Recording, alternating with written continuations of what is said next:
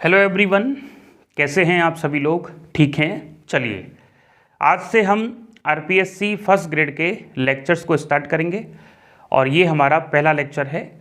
आपको पता होगा कि आरपीएससी के सिलेबस में जो बीएससी है, जो ग्रेजुएशन है, उसकी 9 बुक्स को शामिल किया है और उसमें से एक बुक का नाम है इलेक्ट्रॉनिक्स। तो सबसे पहले जो हम शुरुआत करने वाले हैं या जिस बुक से हम शुरुआत करने वाले हैं उसका नाम है इलेक्ट्रॉनिक्स। क्वेश्चन ये आता है कि इलेक्ट्रॉनिक्स से ही शुरुआत क्यों? बाकी की बुक्स भी हो सकती हैं, पीजीटी भी हो सकता है, 11-12 से भी शुरुआत कर सकते हैं, शुरुआत किसी से भी कर सकते हैं। फाइनल एजेंडा सिलेबस को पूरा करना है, सिलेक्शन लेना है। लेकिन इलेक्ट्रॉनिक्स थोड़ा सा इंटरेस्टिंग सब्जेक्ट है, इंपॉर्टेंट सब्जेक्ट है, लेंदी सब्जेक्ट है। इससे क्वेश्चंस ठीक ठाक अवस्था में आते हैं, मतलब ज़्यादा ही आते हैं। और जो पीजीटी है 11-12 है, उसके लेक्चर 1 या 2 दिन में चालू होने वाले हैं। ठीक है, तो दोनों को पैरेलल ही चालू करेंगे। 11th के लेक्चर्स भी मिलेंगे और बीएससी भी आपका साथ साथ चलेगा। जो इलेक्ट्रॉनिक्स है उसकी हम यदि बात करें तो इससे 2022 में 2022 का जो पेपर हुआ है इसमें इसके 6 क्वेश्चन पूछे गए हैं और आपका जो सिलेबस है उसमें इलेक्ट्रॉनिक्स के 6 टॉपिक दिए गए हैं। पहला सर्किट एनालिसिस, दूसरा है फिल्टर एंड रेक्टिफायर मतलब दीष्टकारी और फिल्टर्स, तीसरा है फीडबैक सर्किट, चौथा है ट्रांजिस्टर, पांचवा है ऑसिलेटर और छठवा है फील्ड इफेक्ट ट्रांजिस्टर या FET। तो आपको ये लग रहा होगा कि 6 टॉपिक हैं और 6 क्वेश्चन आ गए तो एक एक टॉपिक से आगे होंगे, लेकिन इस बार ट्रांजिस्टर से 2 क्वेश्चन पूछ लिए गए क्योंकि ऑसिलेटर जो सब्जेक्ट है या टॉपिक है उससे एक भी क्वेश्चन नहीं आया। लेकिन हम बात करें 2011 से लेके 2018 तक की, ये इस ड्यूरेशन में जो 4 पेपर हुए थे 11, 13, 15 और 18, इसमें आरपीएससी के क्वेश्चंस जो इलेक्ट्रॉनिक्स में पूछे जाते थे वो 7 या 8 होते थे और 7 या 8 क्वेश्चन जो होते थे वो लगभग सभी टॉपिक से टच करके पूछे जाने वाले थे। पहला लेक्चर है, शुरुआत कर रहे हैं तो इलेक्ट्रॉनिक्स के पहले टॉपिक से शुरुआत करेंगे और पहला टॉपिक हमने क्या बताया, पहला यूनिट हमने क्या बताया? Circuit analysis. हाँ जी, सॉरी, हाँ जी, ये हमारा आज का टॉपिक है। आज का मतलब आज से हम इसको शुरुआत कर रहे हैं। हाँ जी, चलिए सर्किट एनालिसिस से यदि स्पेशली इस यूनिट की बात करें तो इसमें आप सर्किट के जितने भी एलिमेंट हैं, रेजिस्टेंस है, इम्पिडेंस है, इम्पिडेंस का मतलब प्रतिबाधा होता है, इंडक्टर है मतलब प्रेरकत्व है, इन सब के बारे में सीखोगे। सर्किट में करंट निकालना सीखोगे, हर एक पॉइंट पे वोल्टेज निकालना सीखेंगे, करंट और वोल्टेज निकालने के अलग अलग तरीके सीखेंगे और उन तरीकों के नाम भी होंगे जिनको हम थ्योरम्स कहते हैं। थेवेनिन थ्योरम की हेल्प से एक तरीका होगा जिससे हम पूरे सर्किट का रेजिस्टेंस निकालेंगे, वोल्टेज निकालेंगे। नॉर्टन थ्योरम है, उसकी हेल्प से करंट निकालना सीखेंगे। मैक्सिमम पावर ट्रांसफर थ्योरम है, जेड पैरामीटर्स कैलकुलेट करना सीखेंगे। तो इसमें कुल मिला के इसका जो हिंदी अर्थ है सर्किट का एनालिसिस करना या परिपथ का विश्लेषण करना ही टॉपिक रहेगा पूरे यूनिट में। ठीक है, अब सर्किट होता क्या है? सर्किट एक क्लोज पाथ है जिसमें कई सारे इलेक्ट्रिक एलिमेंट जुड़े रहेंगे। इलेक्ट्रिक एलिमेंट से मतलब जैसे आपने एक रजिस्टर या रेजिस्टेंस जोड़ दिया, आपने एक कैपेसिटर मतलब संधारित्र जोड़ दिया, आपने एक इंडक्टर मतलब प्रेरकत्व जोड़ दिया, आपने एक इम्पिडेंस जोड़ दी, इम्पिडेंस समझते हो, प्रतिबाधा जेड, आपने एक बैटरी जोड़ दी क्योंकि सर्किट को चलाने के लिए, सर्किट को एनर्जी देने के लिए तो हमको कुछ जोड़ना पड़ेगा। तो सर्किट को जो एनर्जी देता है वो कहलाता है सोर्स। अब ये सोर्स जो है वो इलेक्ट्रिक सोर्स भी हो सकता है और हो सकता है ये जो सोर्स है वो एक करंट सोर्स भी हो। तो हम इन सर्किट के जो अलग अलग कॉन्फ़िगरेशन है कि इसके सिरों पर कितना वोल्टेज आया, इसके सिरों पर कितना वोल्टेज आया, इसमें से करंट कितनी होगी, इन सब के बारे में डिटेल में पढ़ने वाले हैं। पहले जो यूनिट है सर्किट एनालिसिस उसमें हम जेड और आर की बात करेंगे, और जो सेकेंड यूनिट है जिसमें हम फिल्टर्स पढ़ेंगे वहाँ बात की जाएगी एक तो इंडक्टर की मतलब प्रेरकत्व की, और एक बात हम करने वाले हैं कैपेसिटर की मतलब संधारित्र की।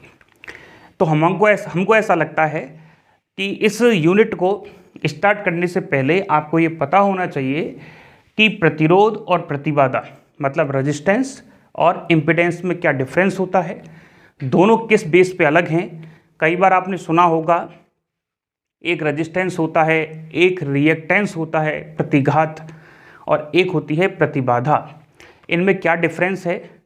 यदि आपको दो रेजिस्टेंस दे दिए जाएं तो आप दिए गए वोल्टेज से, यदि आपको कोई वोल्टेज दिया जाए तो कैसे इन दोनों पे वोल्टेज का कैलकुलेशन सीधे तौर पे कर पाओगे?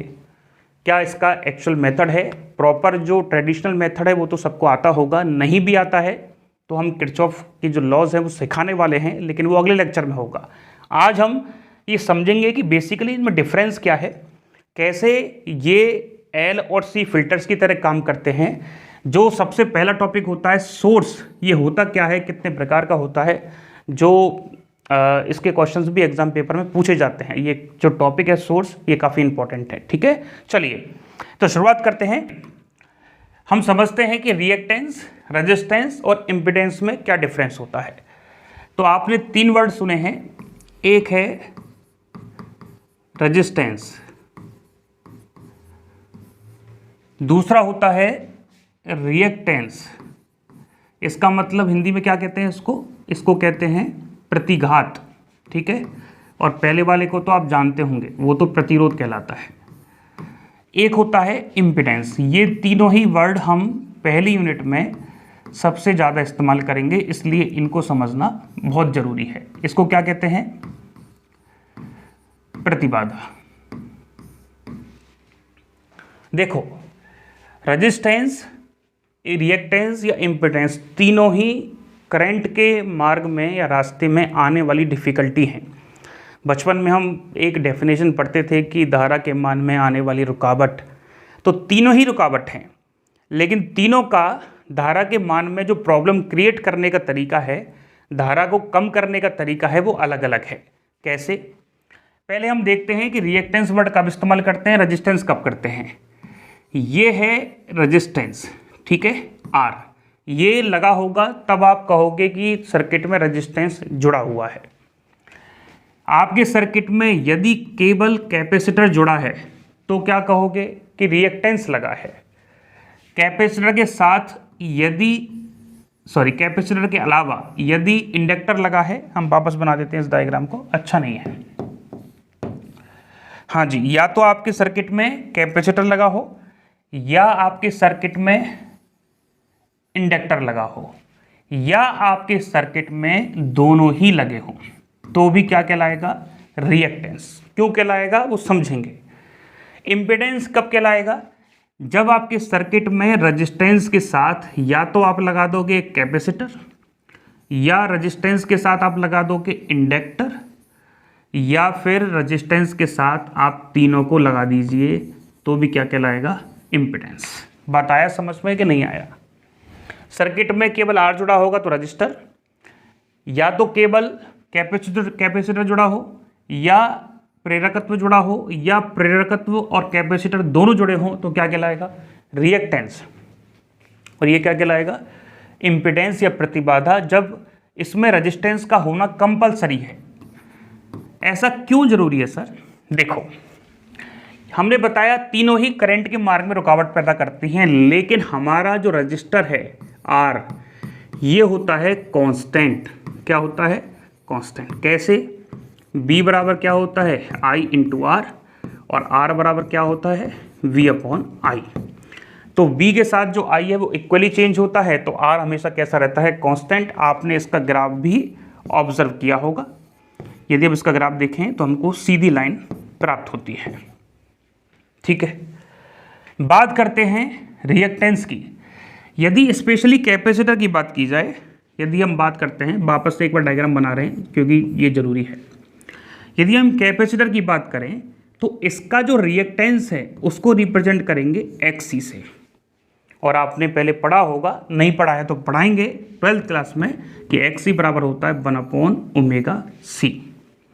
बचपन से पढ़ते आ रहे हैं कि ओमेगा जो है वो रेडियल फ्रिक्वेंसी है, कोणीय आवृत्ति है, इसको हम लोग 2πf भी लिख सकते हैं। तो जब वैल्यूज पुट करोगे तो एक्स सी बराबर कितना आ जाएगा 2πfc, और एक्स सी जो है वो डिपेंड किस पे करता है, एफ पे। इसका मतलब फ्रिक्वेंसी ज़्यादा है करंट की या कम है तो उसके आधार पे क्या बदल रहा है, एक्स सी क्या रिएक्टेंस या करंट के मार्ग में डालने वाली डिफिकल्टी या रुकावट।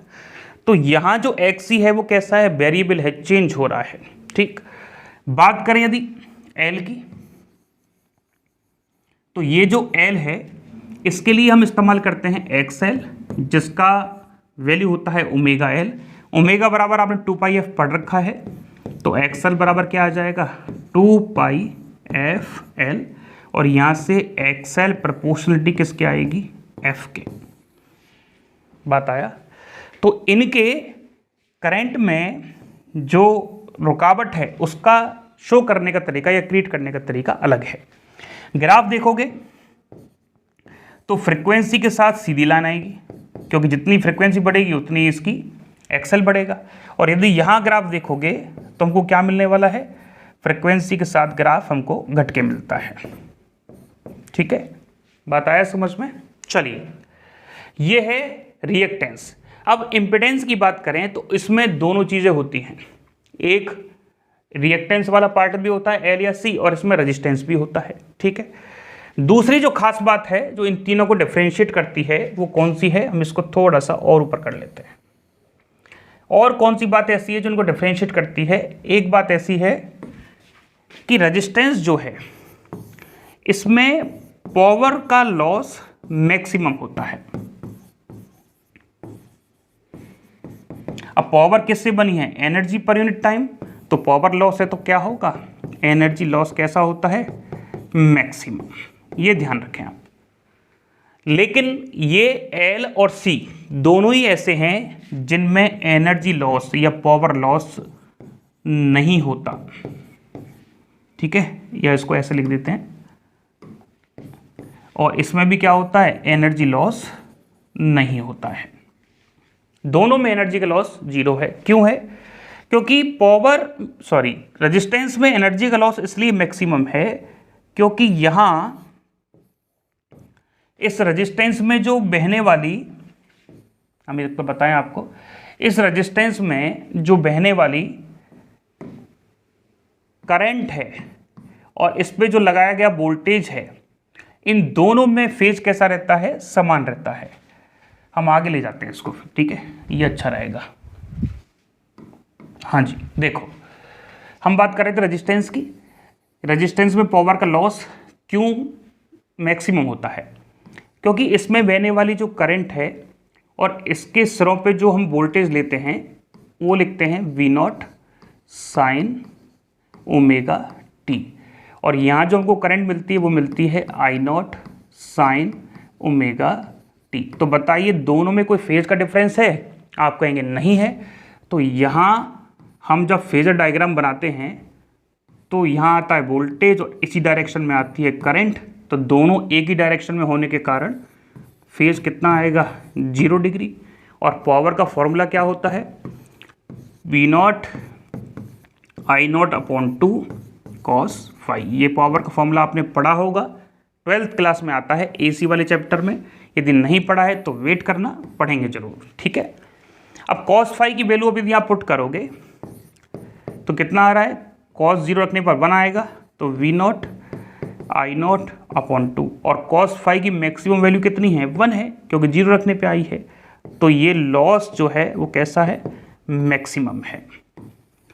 लेकिन हम बात करें कैपेसिटर की और इंडक्टर की, तो इस केस में क्या है कि यहाँ से जाने वाली जो करंट और वोल्टेज है उनके बीच में डिफरेंस होता है फेज का π/2, और एक्चुअल पूछो तो -π/2। कैसे, यहाँ हमको जो वोल्टेज मिलता है, देखो आप थोड़ा सा इंतज़ार करना, ये सारी चीज़ें आपको एसी करंट में सीखने को मिलेंगी, लेकिन इतने से बेसिक की रिक्वायरमेंट हमें इस चैप्टर में पड़ेगी, इसलिए बता रहे हैं। बी बराबर क्या होता है, B naught sine omega t, ये हम अप्लाई करते हैं, और जो हमको करंट मिलती है कैपेसिटर में वो मिलती है I naught sine omega t plus pi by two. इसका मतलब वोल्टेज जो है वोल्टेज जो है वो करंट से पाई बाई टू पीछे है। देखो इसमें extra plus by pi by to है, तो इसका जो डायग्राम बनता है फेजर डायग्राम, यहाँ है करंट, तो वोल्टेज कहाँ होता है, इससे पीछे होता है,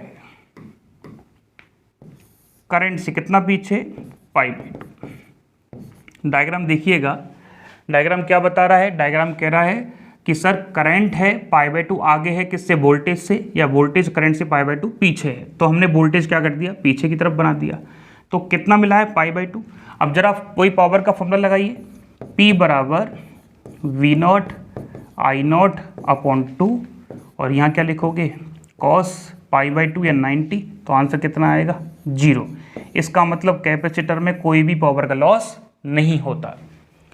बात करते हैं इंडक्टर की, तो इंडक्टर में जो करंट और वोल्टेज है उनके बीच में भी फेज कितना होता है, 90 या पाई बाई टू, पर ये प्लस में होता है। प्लस का मतलब कभी भी ध्यान रखना, फेज यदि प्लस में है, इलेक्ट्रिक सर्किट की बात कर रहे हैं, फेज यदि प्लस में है तो वहाँ वोल्टेज करंट से आगे चल रहा होगा, और फेज यदि नेगेटिव है तो वहाँ वोल्टेज करंट से लैग कर रहा होगा या पीछे चल रहा होगा। तो जब हम इसका लिखते हैं V बराबर V naught sine omega t, और जब करंट लिखते हैं तो I बराबर आई नॉट, बताइए क्या लिखना चाहिए, वोल्टेज आगे चल रहा है तो omega T minus pi by to. ठीक है, यहाँ हम क्या देखते हैं, वोल्टेज आगे है, करंट पीछे है, और ये वोल्टेज हम आगे कर देते हैं किससे, करंट से। करंट कहाँ पे है, यहाँ है, तो वोल्टेज आगे हो गया कितना, प्लस पाई बाई टू। अब बताइए कॉस फाई लगाने पर कितना आंसर आ रहा है, सर कॉस फाई यदि हम अप्लाई करें कॉस पाई बाई टू तो कितना आंसर आया, 0, क्योंकि कॉस के अंदर प्लस पाई बाई टू हो या minus pi by to answer 0 होता है, तो यहाँ पे तो पावर कितनी हो जाएगी, 0।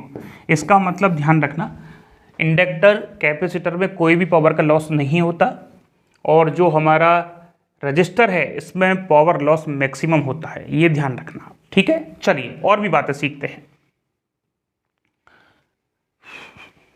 हाँ जी, देखिए एक खास बात क्या है कि रेजिस्टेंस जो है, हाँ एक इम्पिडेंस रह गया है शायद, हमारा इम्पिडेंस रह गया है ना, हाँ जी इम्पिडेंस रह गया, चलो उसको भी देख लेते हैं, उसमें किस तरीके से फेज होते हैं, जरा इम्पिडेंस को भी समझ लेते हैं। हम बात कर रहे हैं इम्पिडेंस की, जो पूरे ही चैप्टर में रिपीट किया जाएगा। इम्पिडेंस, सॉरी स्पेलिंग गलत है,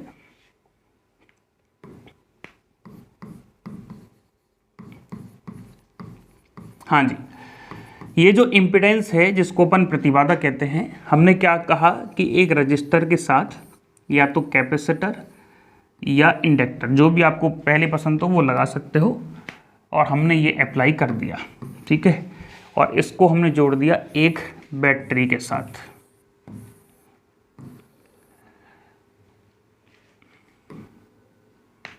डायग्राम बनाना इस बोर्ड पे बड़ा ही मुश्किल काम है भाई। चलिए ठीक है, तो हमने जो अप्लाई किया वो किया B बराबर B naught sine omega t, और हम इसमें से जो जाने वाली करंट है उसको ऑब्जर्व करना चाहते हैं। इसमें रेजिस्टेंस भी जुड़ा है, जिसके बारे में हमने समझ लिया था कि वोल्टेज और करंट सेम फेज में होती हैं, तो फाई बराबर 0। हमने ये भी ऑब्जर्व कर लिया था कि L में जो करंट होती है वो पीछे होती है, कौन आगे होता है, वोल्टेज, कितना, पाई बाई टू। और हमने ये भी ऑब्जर्व कर लिया कि कैपेसिटर में जो करंट है वो आगे होती है, कौन पीछे होता है, वोल्टेज, कितना, माइनस पाई बाई टू। ठीक है, ये हमने अभी तक समझ लिया है। अब सोचो एक सर्किट बना हुआ है जिसमें तीनों चीज़ें जुड़ी हैं, इसका मतलब उस सर्किट में जो करंट है वो यहाँ है, रजिस्टर का वोल्टेज क्या होगा, यहाँ लिख देते हैं BR। कैपेसिटर क्या होता है, वोल्टेज को नीचे लेके जाता है, तो ये किसके कारण आ जाएगा, BC। और इंडक्टर में वोल्टेज क्या होता है, करंट से आगे होता है, तो यहाँ क्या आ जाएगा, BL। ये डायग्राम समझ में आया कि नहीं, इन तीनों को मिला दीजिए, ये डायग्राम बन जाएगा। ये किसका भाग है, ये सर रेजिस्टेंस का है। ये किसका है, करंट से कौन ज़्यादा होता है, BL, इंडक्टर में, L में। और C में क्या होता है, C में करंट से -π/2 पे होता है, ठीक है। अब ऐसी स्थिति में आपने 11th में पढ़ा होगा, कभी 11th में आपने क्या पढ़ा होगा, 11th में आपने पढ़ा है कि सर यदि दो वेक्टर विपरीत दिशा में हैं, यदि ये 10 न्यूटन का है और इस 5 न्यूटन का है, तो जाहिर सी बात है आप इसका रिजल्ट लिखोगे 5 न्यूटन रिमेनिंग, क्योंकि ये बड़ा है और इसकी विपरीत दिशा में 5 न्यूटन है। वैसे ही ये दोनों वेक्टर एक दूसरे के विपरीत हैं, अपोजिट डायरेक्शन में हैं, इसलिए या तो BL रहेगा या BC। ये किस बात पे डिपेंड करेगा, तो यहाँ बनते हैं दो केस। पहला केस, इस केस में BL जो है वो ज़्यादा होगा BC से, तो बताइए BL ज़्यादा है मतलब बड़ा वेक्टर है, BC कैसा है, छोटा, तो बड़े वेक्टर में से छोटा घटाएंगे तो वेक्टर ऊपर की तरफ रिमेनिंग होगा, कितना होगा, BL माइनस BC। मतलब ये बड़ा वेक्टर है, ये छोटा वेक्टर है, तो 10 में से 5 जाएंगे तो रिजल्टेंट क्या बचेगा, 5, तो वैसे BL माइनस BC। और नीचे क्या है सर, नीचे तो BR है ही, ठीक है। दूसरा केस क्या है, दूसरा केस है कि सर BL छोटा हो जाए BC से, तो आप समझदार हैं, इस बार ये वाला बड़ा वेक्टर है, ये छोटा है, तो बड़े में से क्या घट जाएगा, छोटा। तो आंसर क्या बचना चाहिए, देखो ये आ जाएगा BR और नीचे क्या लिख दें, BC माइनस BL, ठीक है। चलिए अब आपको ये भी पता होगा, 11th क्लास में आपने हो सकता है पढ़ा हो, क्या पढ़ा हो सर, आपने पढ़ा होगा, हाँ जी, आपने पढ़ा होगा कि दो वेक्टर यदि गिवन हो A और B, तो इनका जो रिजल्टेंट वेक्टर है ऐसे निकालते थे, R बराबर √A² + B² करके निकालते थे, आपको याद होगा, ठीक है। तो ये एक वेक्टर है वोल्टेज का, ये वोल्टेज का दूसरा वेक्टर है, तो रिजल्ट ऐसे लिख दें। ये एक वेक्टर है वोल्टेज का, ये भी एक वेक्टर है, तो रिजल्ट ऐसे आएगा। ये जो रिजल्ट है कौन से सर्किट का है, LCR की टोटल वोल्टेज का, तो क्या लिखेंगे BLCR, और यहाँ भी क्या लिख देंगे BLCR। ये मत कहना सर BLR लिखो, क्योंकि L बड़ा है। सर्किट कौन सा है, नेट वोल्टेज किसकी है, LCR सर्किट की। अब ये जो नेट वोल्टेज आ रही है ये फाई फेज कौन बनाएगी, और सर ये जो फाई है कैसा है, 90 से छोटा है, ठीक है। यहाँ फेज कितना बनेगा, फाई, लेकिन ये भी किससे होगा, 90 से छोटा होगा। ये बात अलग है कि ये नेगेटिव में है, बट 90 से कैसा है, छोटा है। एक कंडीशन और मान लेते हैं तीसरी, कि सर यदि BL बराबर BC के ही हो जाए। देखो ये जो हम कंडीशन बता रहे हैं ना तीसरी, ये सबसे ज़्यादा पूछी जाने वाली कंडीशन है, इसको कहते हैं कंडीशन ऑफ रेजोनेंस, अनुनाद की स्थिति। जब BL बराबर BC के होता है तो ये वेक्टर एक दूसरे के बराबर होने के कारण कट जाते हैं और रिजल्टेंट वेक्टर मिलता है हमको केवल BR। इस स्थिति में जो सर्किट LCR है उसमें से L और C का इफेक्ट खत्म हो जाता है, केवल क्या होता है, रेजिस्टेंस जुड़ा होता है, और पावर का लॉस कैसा होगा, मैक्सिमम, क्योंकि केवल क्या रह गया, रेजिस्टेंस रह गया, बाकी का सब कैसे हो गया, खत्म हो गया, क्योंकि दोनों का फेज अपोजिट डायरेक्शन में होता है, ठीक है। चलिए अब इस सिचुएशन में यदि आप हमसे पावर पूछो तो पावर का फॉर्मूला तो कॉमन है सबके लिए, V0 I0/2 cos φ। ये फॉर्मूला हम आगे पढ़ा देंगे, परेशान नहीं होना है। V0 I0/2 cos φ। अब सोचो ये कैसा है, 90 से छोटा है, ये कैसा है, 90 से छोटा है, नेगेटिव में है लेकिन 90 से छोटा है। तो कॉस में जब कोई वैल्यू रखते हैं तो पॉजिटिव हो या नेगेटिव सेम आंसर देता है। तो पावर जो LCR सर्किट में लॉस हो रही है वो ज़्यादा किससे है, सी सर्किट से या एल सर्किट से, और कम किससे है, पी आर सर्किट से। ये बात बिल्कुल समझ में नहीं आई होगी। समरी कर रहे हैं, आपने पावर लॉस ऑब्जर्व करना है, और पावर लॉस हमने रेजिस्टेंस में देखा, फाई कितना आया था 0 डिग्री। इसकी वजह से जो फॉर्मूला था उसमें cos फाई होने के कारण हमको वैल्यू मिल रही थी P not I naught upon 2, जो कि कैसी थी, मैक्सिमम। तो आप क्या समझ में आ गया कि पावर का लॉस रेजिस्टेंस में कैसा है, मैक्सिमम। ठीक है, तो पावर का लॉस जिसमें मैक्सिमम होगा वो रेजिस्टेंस कहलाएगा, आप ऐसे भी कह सकते हो। दूसरा, हम जो पावर का लॉस ऑब्जर्व करने वाले हैं वो करेंगे रिएक्टेंस में, मतलब प्रतिघात में। इसका मतलब एल और सी। तो बताइए एल और सी के लिए फाई कितना था, π/2 था सर, प्लस माइनस π/2 कह सकते हो। पावर कितनी आ जाएगी, cos π/2 रखोगे तो 0। इसका मतलब पावर का लॉस नहीं होता। बात करते हैं LCR की, तो ये समझने वाला है। LCR में जो हमारा फाई है सर वो 90 से तो छोटा है, मतलब π/2 से छोटा है, आप इसको π/2 भी लिख सकते हो, और बड़ा किससे है, 0 से। ठीक है, तो 90 से छोटा है, मतलब हमारी जो पावर लॉस है वो होगा तो सही, क्योंकि फेज 90 से कैसा है, 0 के बीच में है। तो LCR में जो पावर का लॉस होगा वो ज़्यादा होगा किससे, रेजिस्टेंस से, और कम किससे होगा, रिएक्टेंस से। ये 90 आ रहा है, 90 में तो 0 होता है पावर का लॉस। ये कितना आ रहा है, ये आ रहा है फाई बराबर 0, मतलब पावर का लॉस कितना, मैक्सिमम। और ये इन दोनों के बीच में है, तो पावर का लॉस कैसा होगा, बीच में होगा। ठीक है, चलिए एक खास बात और समझो, जो हम फिल्टर्स में पढ़ने वाले हैं सेकंड यूनिट में, लेकिन उसको यही समझाना बहुत ज़रूरी होगा। फिल्टर्स में एक बात हमारे काम आएगी, क्या काम आएगी, ऐसा करते हैं, इसका टॉपिक कुछ और डाल देते हैं, इसको डाल देते हैं नोट। नोट क्या है, नोट ये है कि हमारे जो एल और सी हैं ये फिल्टर की तरह व्यवहार करते हैं, behave like a filter. Filter का मतलब छानने वाला, अलग करने वाला। अब फिल्टर यहाँ किसका होगा, यहाँ फिल्टर होगा करंट का, मतलब करंट को अलग अलग किया जाएगा।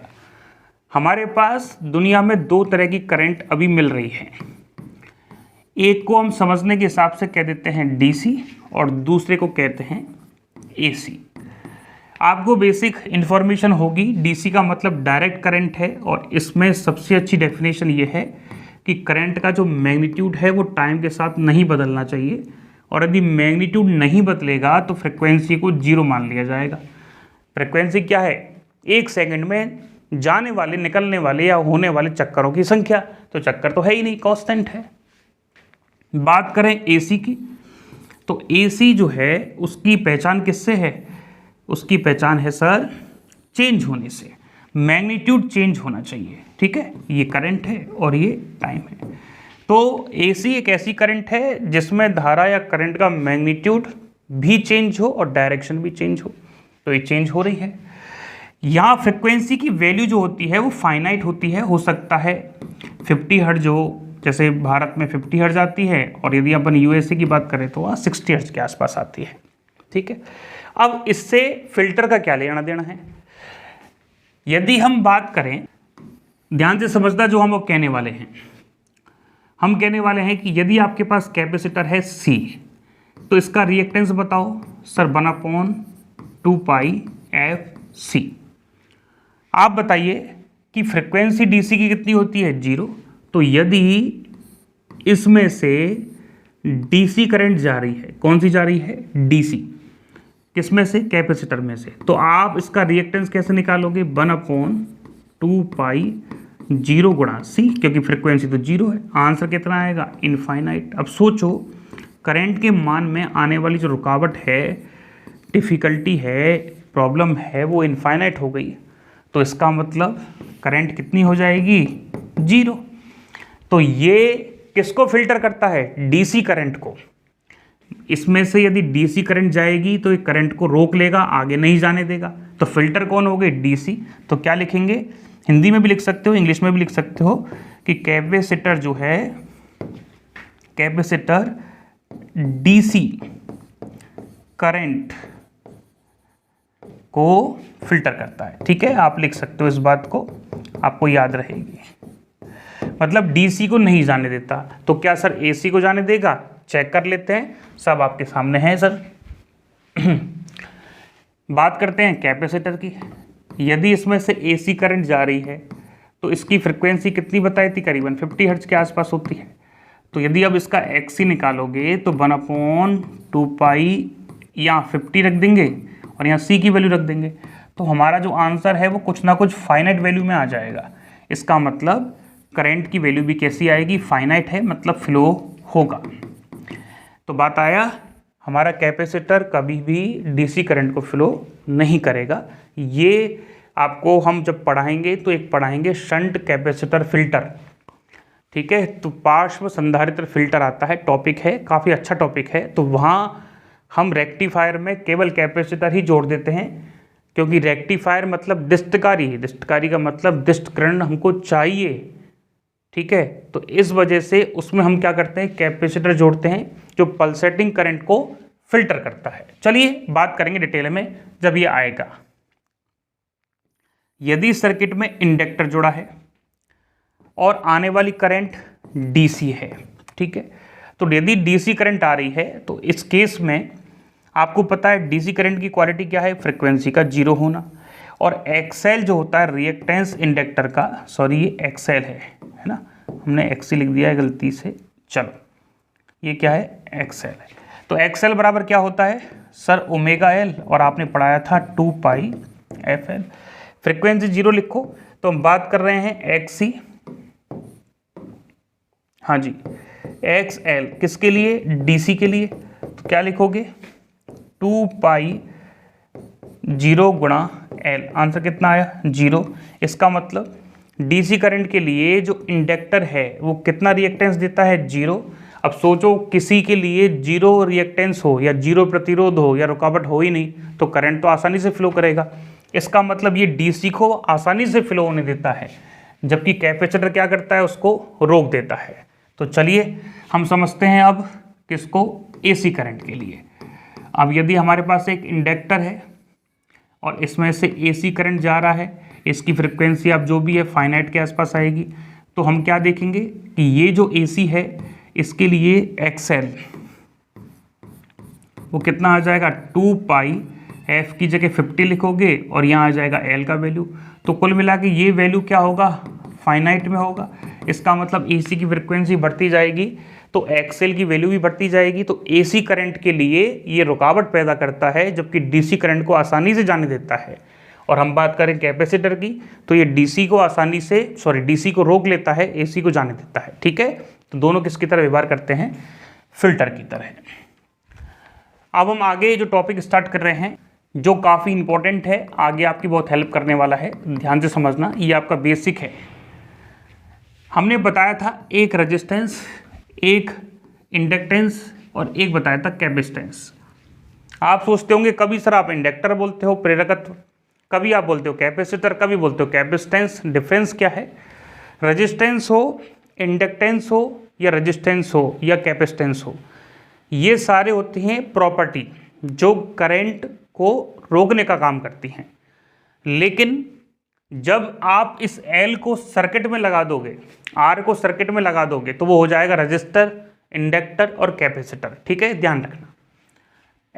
R जो है उसमें आप जब वोल्टेज निकालते हो तो ओम्स लॉ की हेल्प से V बराबर IR करते हो, और जब आपसे करंट निकलवाया जाता है तो V/R कर देते हो।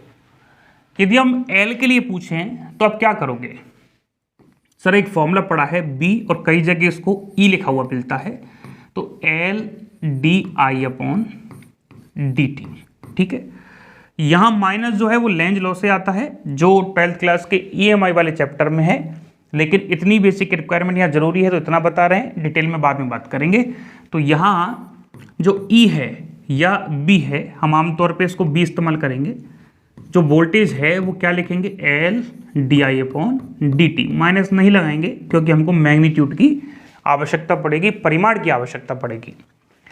अब सोचो वोल्टेज तो आपने निकाल दिया इस तरीके से, किस तरीके से, जो आपको करंट दिया है उसका आपने अवकलन कर दिया, डिफरेंशिएशन कर दिया टाइम के रेस्पेक्ट में। इसका मतलब कहीं ना कहीं करंट किसका फंक्शन है, टाइम का, तभी तो डिफरेंशिएशन हो रहा है। और जब किसी भी टाइम का जो फंक्शन है उसका आप डिफरेंशिएशन कर रहे हो तो रिजल्ट भी किस पे डिपेंडेंट आएगा, टाइम पे डिपेंडेंट आएगा, ठीक है, वीटी होगा। अब आपको करंट निकालनी है तो क्या करोगे, करंट निकालने के लिए आप डी को इधर छोड़ोगे, एल को यहाँ लिखोगे और डी टी को इधर ले आओगे, तो बी किसका फंक्शन है, टी का, और डी टी आ गया। थोड़ा टेढ़ा हो गया है क्या, कोई बात नहीं, इसको सीधा कर देते हैं। हाँ जी, चलिए हम यहाँ लिख सकते हैं वी कुल मिला के डी टी और एल डी आई। अब इंटीग्रेशन करो दोनों साइड, तो यहाँ आ जाएगा वी डी टी और यहाँ आ जाएगा एल डी आई। हाँ जी, क्या लिख सकते हैं बताओ, एल को नीचे ले आओ, 1/L V d t equal to I. आप कहेंगे सर एल का इंटीग्रेशन क्यों नहीं हुआ, क्योंकि एल तो एक कांस्टेंट राशि है। जब आप कभी इंडक्टर के बारे में देखोगे, जानोगे, तो पता चलेगा कि यहाँ जो वोल्टेज होता है वो di/dt के प्रोपोर्शनल होता है, और यहाँ इसको हटाने पे जो कांस्टेंट आता है वो आता है एल। तो एल टाइम पे डिपेंड नहीं करता, इसलिए हमने उसको क्या कर दिया, बाहर कर दिया। तो ध्यान रखना, जब आपको इंडक्टर आएगा तो आप वोल्टेज इस तरीके से कैलकुलेट करोगे और करंट का फॉर्मूला ये लगाओगे, जबकि रेजिस्टेंस में बड़े सिंपल से फॉर्मूले आप लगाते हुए आ रहे हो। बात करते हैं कैपेसिटर की, यदि ये जुड़ा हो तो क्या करना है। बचपन से एक फॉर्मूला पढ़ते हैं, Q बराबर सी वी, आता कहाँ से है, Q प्रोपोर्शनल टू B से आता है, तो एक कांस्टेंट आएगा C। C क्या है, धारिता है, कैपेसिटेंस है। तो C धारिता या कैपेसिटेंस है और आप इसको निकालना चाहते हो तो Q अपॉन क्या करना पड़ेगा, B। यदि B को निकालना चाहते हो तो Q बाई C, और यदि I निकालना चाहते हो तो I होता है dQ बटे dt, आवेश में प्रवाह की दर या आवेश के प्रवाह की दर। तो Q की वैल्यू कहाँ है, CB, तो C को बाहर निकाल देंगे, क्या आ जाएगा, dB बटे dt। C को बाहर क्यों निकाला है, क्योंकि ये एक कांस्टेंट क्वांटिटी है। ये लो जी, ओके। तो ये हमने देखा कि जब हमको एल सी आर गिवन हो तो किस तरीके से हम करंट और वोल्टेज कैलकुलेट करने वाले हैं। अब हम आपको जो पढ़ाएंगे उस टॉपिक का नाम क्या है, voltage divider rule. Voltage divider, sir ये क्या चीज़ होती है और क्या काम आती है। ये एक कॉन्सेप्ट है जो सर्किट में जुड़े हुए एक से ज़्यादा रेजिस्टेंस हो, एक से ज़्यादा इंडक्टर हो या एक से ज़्यादा कैपेसिटर हो, उन सब पर अलग अलग वोल्टेज निकालने के काम आता है या अलग अलग जगह पे वोल्टेज कैलकुलेट करने के काम आता है। ये आपको सीधा फॉर्मूला देगा, आप उसको याद रखें, और आप किसी भी रेजिस्टेंस पे यदि वो सीरीज कॉम्बिनेशन में है तो आपको वोल्टेज प्राप्त करने में या निकालने में कोई भी तकलीफ नहीं आएगी। चलो समझते हैं क्या कॉन्सेप्ट है। सबसे पहले बात करेंगे रेजिस्टेंस के लिए। तो हमारे पास एक रेजिस्टेंस है R1 और दूसरा रेजिस्टेंस मान लेते हैं R2, और इन दोनों रेजिस्टेंस को हमने जोड़ दिया है एक बैटरी के साथ। ये बैटरी और इस बैटरी को हमने यहाँ कनेक्ट कर दिया, ठीक है, डायग्राम सीधा होगा। ये जो बैटरी है ये V वोल्ट की बैटरी है। आपको पता ही हायर टर्मिनल होता है प्लस, ये माइनस। करंट हमेशा हायर टर्मिनल से जाएगी और इससे निकलने वाली जो टोटल करंट है वो कितनी है, I है। अब ये बैटरी का जो पोटेंशियल है वो इन रेजिस्टेंस पे उपस्थित पोटेंशियल के एडिशन के इक्वल के बराबर होगा। क्या बोल दिए सर, बोल ये रहे हैं कि बैटरी पे पोटेंशियल कितना लगाया, B। यदि इस पे पोटेंशियल कितना है, B1, और इस पे पोटेंशियल हम मान लेते हैं B2, तो हमको B1 का मान निकालना है, B2 का मान निकालना है, और ये देखना है कि B1 और B2 जो दोनों पोटेंशियल हैं वो क्या जुड़ के इसके बराबर आ रहे हैं कि नहीं आ रहे। जोड़ के क्यों देख रहे हो, वो इसलिए देख रहे हैं क्योंकि वोल्टेज डिवाइडर रूल का मतलब क्या है, जो आपने वोल्टेज लगाया है वो डिवाइड हो गया है दो भागों में, तो चेक भी तो करना पड़ेगा कि डिवाइड हुआ कि नहीं हुआ।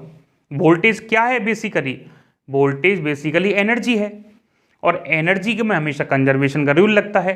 तो हम चेक करेंगे कि क्या एनर्जी कंजर्व है या नहीं है। तो चलिए शुरुआत करते हैं। कैसे शुरुआत करें सर, बड़ा मुश्किल काम है। काहे का मुश्किल काम है, चलो बताइए।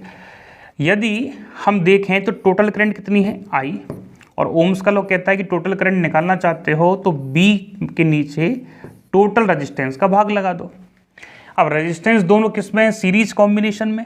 तो जरा बताइए क्या यहाँ पे आप R1 + R2 लिख सकते हो? सर लिख सकते हैं। तो हमको क्या मिल गई, इस सर्किट में जाने वाली करंट मिल गई।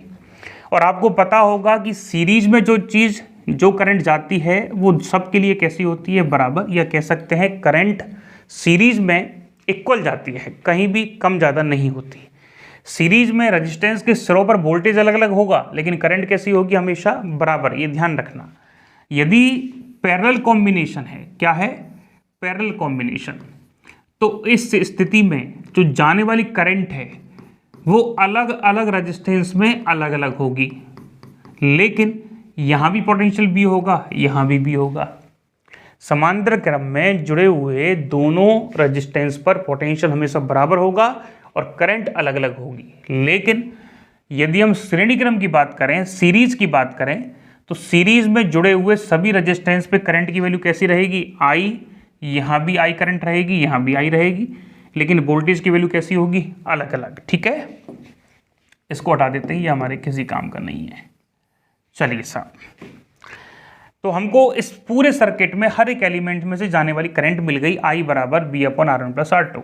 अब आपको क्या निकालना है, R1 के सिरों पर विभवांतर। तो क्या लिखोगे, B1 बराबर इसमें से जाने वाली करंट I और रेजिस्टेंस क्या आ जाएगा, R1। ठीक है, पहले हम रेजिस्टेंस का देखेंगे, फिर इंडक्टर का, फिर कैपेसिटर का। तो जरा I की वैल्यू लिखिए। I की वैल्यू हम जानते हैं V/R1 + R2 मल्टीप्लाई बाई किससे करना पड़ेगा, R1 से। तो ये आपका आ गया परमानेंट आंसर। कैसे, जब भी आपको पहले रेजिस्टेंस में निकालना हो तो आप क्या करोगे, टोटल वोल्टेज में टोटल रेजिस्टेंस का भाग लगा दोगे और पहले रेजिस्टेंस के क्या कर दोगे, गुणा। देखो हम सीधा लिख रहे हैं, दूसरे रेजिस्टेंस में निकालना चाहते हो वोल्टेज, तो total voltage upon total resistance multiply by R2। ये लो जी, ये टोटल आंसर है। आप चेक भी कर सकते हो कैसे, ये फॉर्मूले से कर देते हैं। B2 बराबर बोलो, I धारा है और R2 रेजिस्टेंस है। इसमें करंट कितनी है, I, और रेजिस्टेंस कितना है, R2। I की वैल्यू यहाँ से पुट कर लो, क्या लिखोगे, V/R1 + R2 और मल्टीप्लाई किससे होगा, R2 से। ये लो जी, आंसर आ गया। अब सोचो कि ये तो दो ही हैं, 5 दिए हो तो, और 5वें रेजिस्टेंस में वोल्टेज पूछ लिया। यदि आपके लिए 1, 2, 3 और ऐसे करके 5 रेजिस्टेंस दे दिए, ये 5वां रेजिस्टेंस है R5 और वोल्टेज लगा है B, तो बताइए आप कैसे निकालोगे B5। तो बड़ा ही सिंपल कॉन्सेप्ट है। B5 निकालना चाहते हो तो टोटल वोल्टेज अपन total resistance R1, R2, R3, R4 और R5 टोटल रेजिस्टेंस हो गए। किससे निकालना चाहते हो, तो R5 से गुणा कर दो, ये लो आंसर आ गया। तो ये हो गया वोल्टेज डिवाइडर रूल। आप इन दोनों को यदि जोड़ के देखोगे, चेक कर लेते हैं क्या वोल्टेज डिवाइडर रूल वर्क कर रहा है कि नहीं कर रहा। B1 + B2 किसके बराबर आना चाहिए, B के। तो B1 कितना है sir, V/R1 + R2 into R1, B/R1 + R2 into R2। तो ये कॉमन आ गया, तो ये तो बाहर निकाल देते हैं, R1 + R2, और अंदर क्या आ गया, R1 + R2 कैंसिल आउट हो गए। आंसर क्या आ गया, V। इसका मतलब एनर्जी भी कंजर्व है, इसका मतलब voltage divider rule proper work कर रहा है। तो इस तरीके से आप किसी भी सर्किट में करंट निकाल सकते हैं। एग्जाम्पल देख लेते हैं एक। फॉर एग्जाम्पल हमारे पास ये दे रखा है 2 ओम, एक रेजिस्टेंस दे रखा था 8 ओम और एक रेजिस्टेंस लगा रखा है 4 ओम का। ठीक है, इसको आप R1 नाम दे दीजिए, R2 दे दीजिए और R3 दे दीजिए। आपको हमने दे दिया एक बैटरी, और ये जो बैटरी है ये हमने लगा दी 16 वोल्ट की। ठीक है, नहीं 16 वोल्ट की ठीक नहीं रहेगी बैटरी, क्योंकि गड़बड़ हो जाएगी, फिर आप कैलकुलेशन नहीं कर पाएंगे। बैटरी को चेंज कर देते हैं, बैटरी कर देते हैं 8 और 4 12, 12 और 2, ये हमने कर दी बैटरी 28 वोल्ट की। ठीक है, और ये हमने सर्किट को कर दिया पूरा। अब हमको सीधा सीधा बताइए, आप क्या बताओगे, what is the value of V1, what is the value of V2, what is the value of V3। आप सीधा सीधा कहोगे 28 वोल्ट है, टोटल रेजिस्टेंस 2 8 4 14 हो गए क्या, इंटू R1 कितना है 2, तो 2 गुणा 2 4 आ जाएगा क्या, 2 गुणा 2 कितना आया 4 वोल्ट। चलिए V2 चेक करते हैं, ये तो फिक्स है सबके लिए, कितना आ रहा है 2, तो ये भी फिक्स है सबके लिए 2, और रेजिस्टेंस कितना है केवल 8, यहाँ कितना है 4, तो कितना वोल्ट 16 वोल्ट, कितना वोल्ट 8, और चेक कर लो 16 और 8 कितना होता है 24, 24 और 28 वोल्ट आ गया आंसर। इसका मतलब करेक्ट आंसर है, चेक भी कर लिया आप क्या, अरे ठीक है। चलिए फिर तो क्या इस पर और न्यूमेरिकल देने हैं। अब हम अगला बात करते हैं, यदि हमारे पास प्रेरकत्व जुड़ा हो, क्या जुड़ा हो, इंडक्टर, यदि इंडक्टर जुड़ा हो, L जुड़ा हो, तो देखिए ये एक इंडक्टर है, ये दूसरा इंडक्टर है, और हमने इसको एक बैटरी से कनेक्ट कर दिया, ये प्लस ये माइनस और यहाँ से जाने वाली करंट I, इसका नाम L1 मान लेते हैं, इसका नाम L2 मान लेते हैं। तो हमको यहाँ निकालना है पोटेंशियल V1 और यहाँ पोटेंशियल निकालना है V2। कैसे निकालेंगे सर, टोटल जो पोटेंशियल है B वो होता है, आप फॉर्मूला बताए थे, L टोटल DI/dt। अब सर हम रेजिस्टेंस में तो जानते थे कि यदि रेजिस्टेंस सीरीज कॉम्बिनेशन में है तो हमको R जो इक्वलेंट मिलता है, टोटल R मिलता है सीरीज कॉम्बिनेशन का, वो R1 + R2 मिलता है, ये हमको पता था। लेकिन सर हमको ये नहीं पता है कि यदि इंडक्टर जोड़ना है, माफ करना, यदि इंडक्टर जुड़ा हो तो उस सीरीज कॉम्बिनेशन से कैसे टोटल इंडक्टेंस निकालते हैं। तो L इक्वलेंट बराबर टोटल बिल्कुल वैसे निकालते हैं जैसे आप रेजिस्टेंस का निकालते हो। सर यदि रेजिस्टेंस पैरेलल में अवेलेबल हो तो उस केस में तो हम जानते हैं कि 1/R इक्वलेंट बराबर 1/R1 + 1/R2 के मेथड से निकालेंगे। लेकिन सोचो कि सर यदि इंडक्टर ही आ जाए पैरेलल में तो क्या होगा। यदि इंडक्टर पैरेलल में आ रहा है और L1 N2 है तो इसमें भी वही करना है जो रेजिस्टेंस में किया है, यहाँ आएगा L1 प्लस, ठीक है सर। कैपेसिटर में उल्टा होता है, ये जो आपने लिखा है ये कैपेसिटर के लिए पैरेलल में लगाते हैं, अभी मैं आगे जब एग्जांपल लेंगे तो बता भी देंगे। और ये जो आपने लिखा है ये कैपेसिटर के लिए किस में लगाते हैं, सीरीज में। और ज़्यादा बिल्कुल प्रूफ करके डिटेल में समझना है तो आप 12th क्लास के 2nd चैप्टर का वेट कीजिए। वैसे तो इतनी इन्फॉर्मेशन तो लगभग सबके पास होती है, नहीं है तो दे दी गई है, इसी को बेसिक कहेंगे, इसी तरह चलने वाले हैं आगे भी। तो इसको हटा देते हैं, हमारे किसी काम का नहीं है, समझा दिया आपको जरूरत है तो लिख जरूर लेना भाई और बहनों, इसको लिख लेना। चलिए चालू करें। तो L इक्विवेलेंट क्या आएगा, L इक्विवेलेंट सर बिल्कुल रेजिस्टेंस की तरह आएगा, L1 + L2। ये बात लिख लिया करो।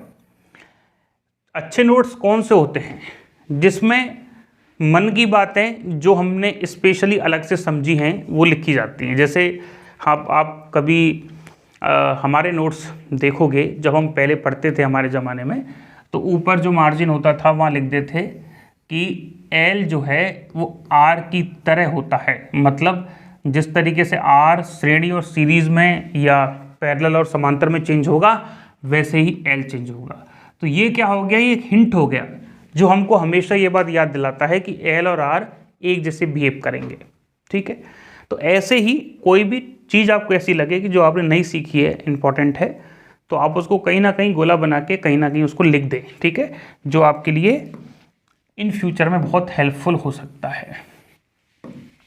चलिए देखिए, L इक्विवेलेंट आ गया, तो यहाँ से V कितना आया सर, V आया L1 L2 और DI/dt। हाँ जी, दोनों में कॉमन क्या है सर, इसमें जो टाइम के साथ करंट में चेंज है और इसमें जो टाइम के साथ करंट में चेंज है वो इक्वल है, DI/dt, क्योंकि सीरीज है। तो आप कैसे लिख सकते हो इसको, आप इसको लिख सकते हो V/ L1 प्लस L2।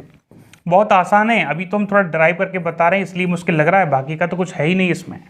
हम आपको विश्वास नहीं तो सीधा लिख दें, आपके आंसर बिल्कुल रेजिस्टेंस की तरह आएंगे। V1 बराबर V upon L1 plus L2 into L1। ये लो जी पहला रेजिस्टेंस का पहला आंसर, और ये दूसरा आ जाएगा। आप कहेंगे इतना सरल है तो पूरा काहे करा रहे हो, पर याद कैसे करोगे? या तो तभी होगा ना थोड़ा बहुत देख लोगे। चलें आगे, ओके। निकालो B1। B1 का फॉर्मूला क्या है सर?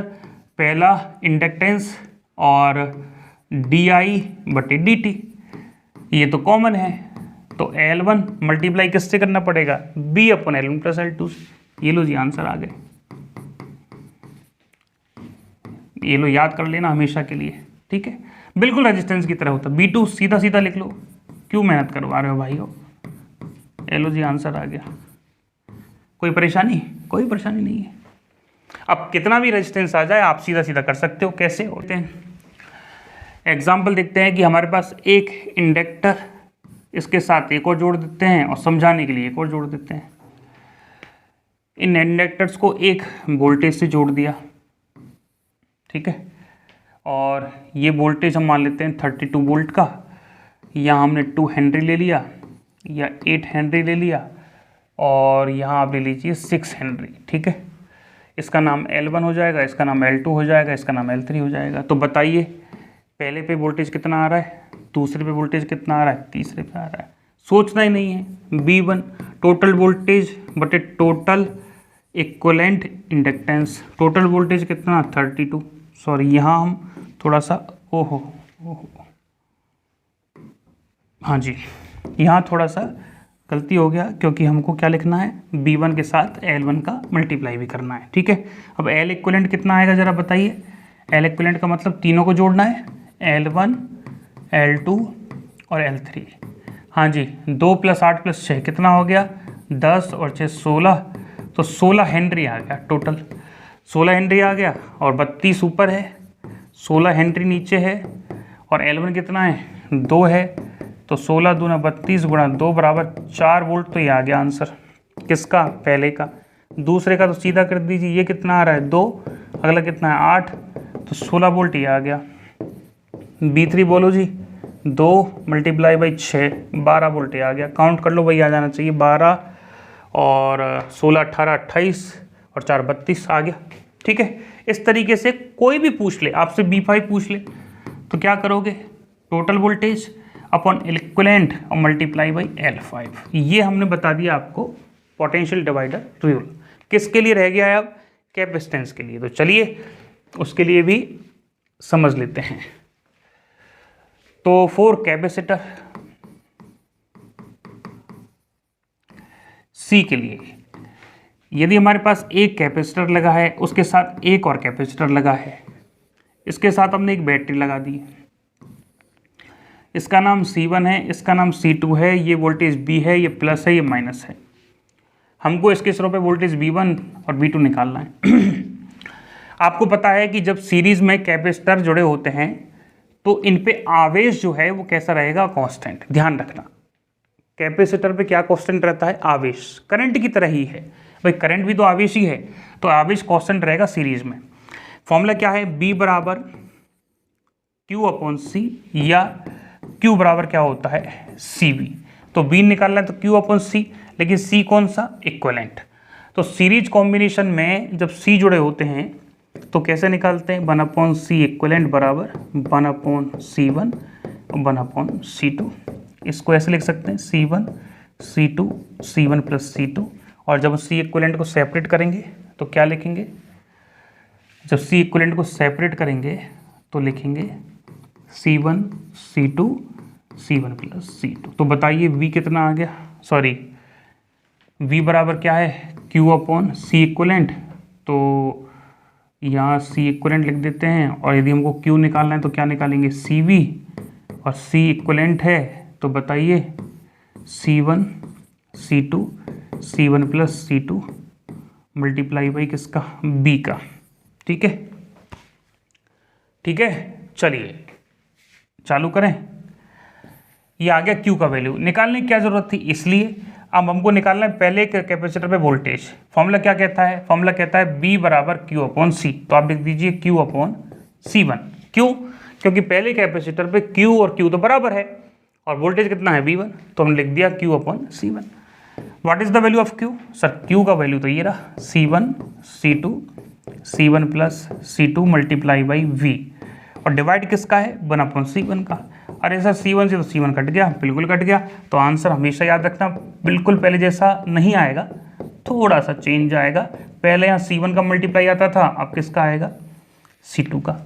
सीधा लिखना चाहो तो सीधा लिख दो। क्या लिखोगे? B2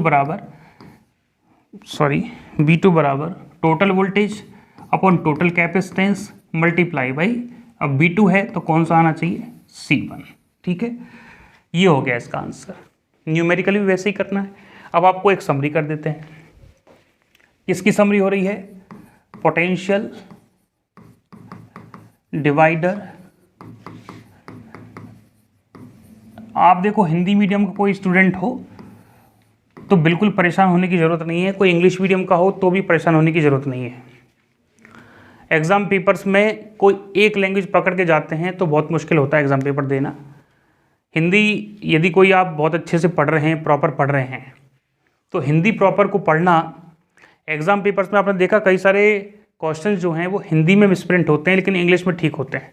कई सारे वर्ड इंग्लिश में ठीक हैं लेकिन जब उसकी गूगल कॉपी होके आपके एग्ज़ाम पेपर में आती है तो हिंदी का वर्ड समझ में नहीं आता।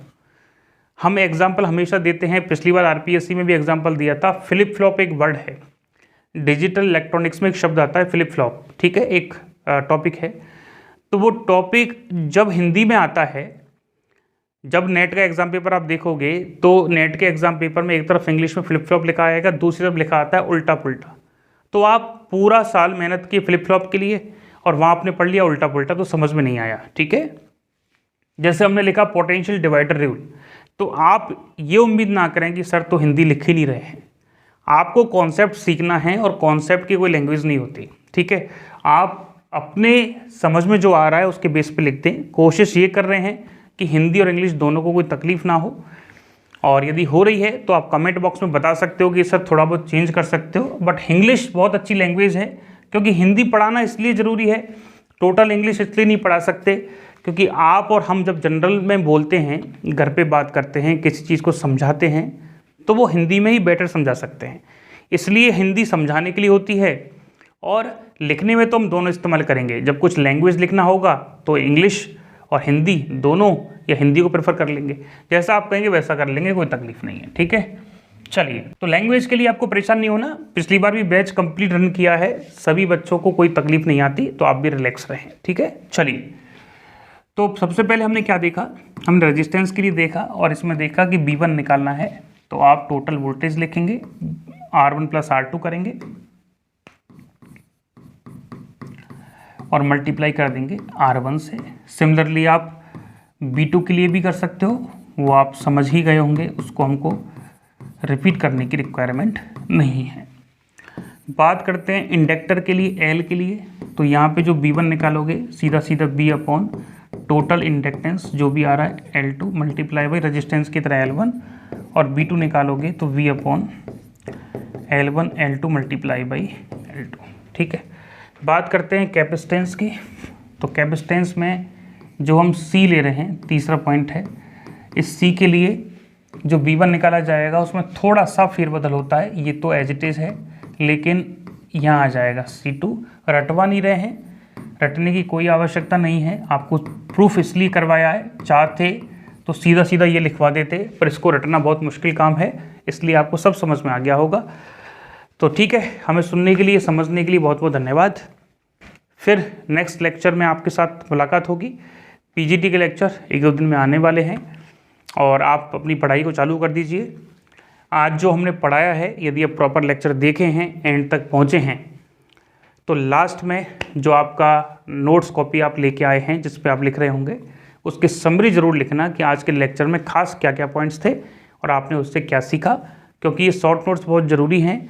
कई सारे स्टूडेंट्स ने लास्ट टाइम पे शॉर्ट नोट्स नहीं बनाए थे, और लास्ट टाइम पे शॉर्ट नोट्स नहीं बनाते तो बड़ी तकलीफ आती है। ठीक है, चलिए, थैंक यू सो मच।